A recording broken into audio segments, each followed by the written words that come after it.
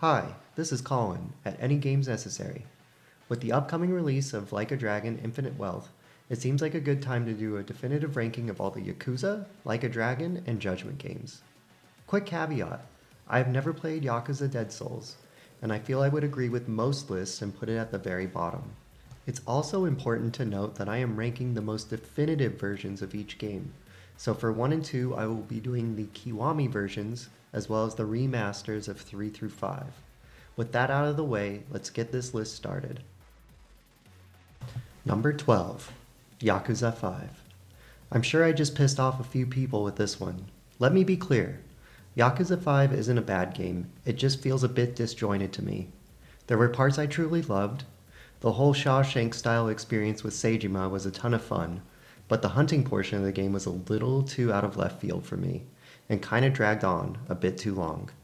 The Kiryu cab racing also wasn't really my jam. There are also some frustrating boss fights towards the end that bring down the experience for me, but overall, I really enjoyed this game.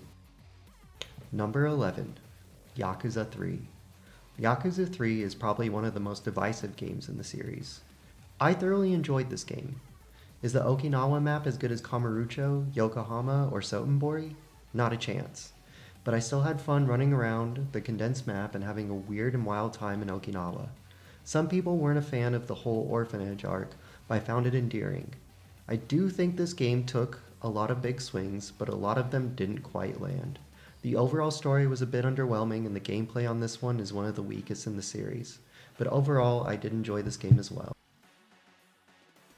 Number 10, Judgment. Judgment brings us back to the streets of Kamurocho as a new character, Takayuki Yagami. This game starts off fantastic, combining elements of the Phoenix Wright games with the Yakuza series, and overall it is a fun and exciting game. But this game does have its issues. I think the interesting murder mystery premise we get at the start of the game really falls flat by the end. And I would be lying if I didn't mention how terrible the tailing missions were. There are literally missions where the characters you are tailing go around the same block multiple times. I feel like I groaned every time one of these missions started. Despite these few flaws, I had an awesome time with Judgment. Number 9, Like a Dragon Ishin. Last year, we finally got the long-awaited HD remaster to the 2014 Japanese-only Ishin spin-off. I have to say, the wait was totally worth it.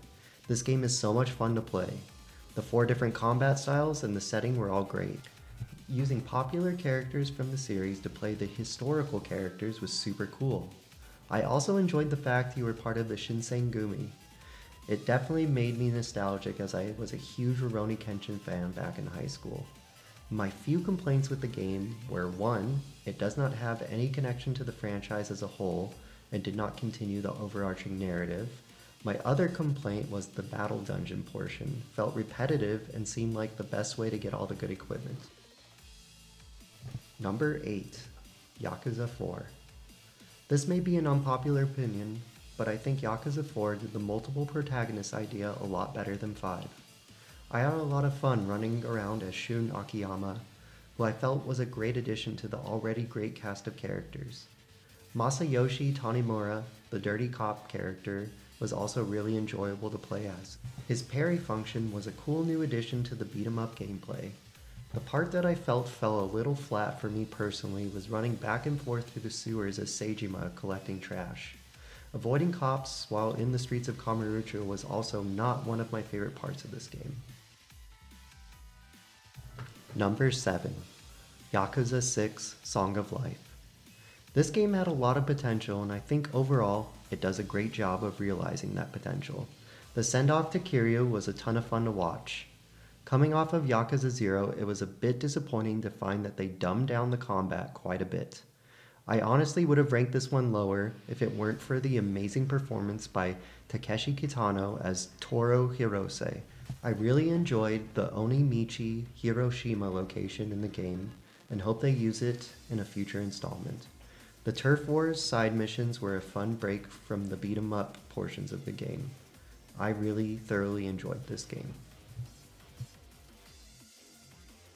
Number 6, Yakuza 7 Like a Dragon. Now we are in the top half of the list. and I can really say that any of these games could have fallen in the 2 to 6 slot. Yakuza Like a Dragon is an incredible game and an amazing first take from Ryuga Gotoku Studios in the traditional JRPG formula. Ichiban Kasuga is a worthy successor to the legacy Kiryu left behind. The story was engaging and easy to follow. The turn-based battles were fun and satisfying. The side quests were great, and the comedy in this one always landed. The business management minigame was a great time. The few things that set this one further down my list, rather than near the top, were the insane difficulty spikes, and the turn-based combat, although fun, felt a bit shallow compared to other series Sega has published, most notably Persona.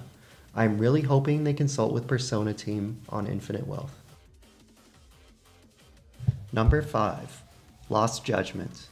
The follow-up to Judgment sees Yagami travel to Yokohama to investigate a new murder case.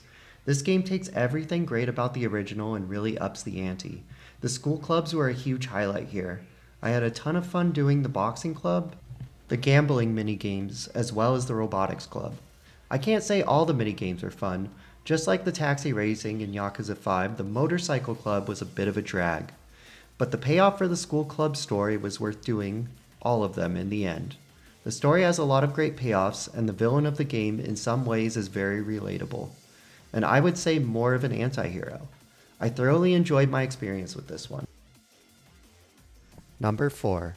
Yakuza Kiwami 2. Ryuji Goda is one of the coolest antagonists in all the Yakuza games. Yakuza Kiwami 2 is a great follow-up to Yakuza Kiwami, and really understands what makes the Yakuza games great. The side games in this one are great.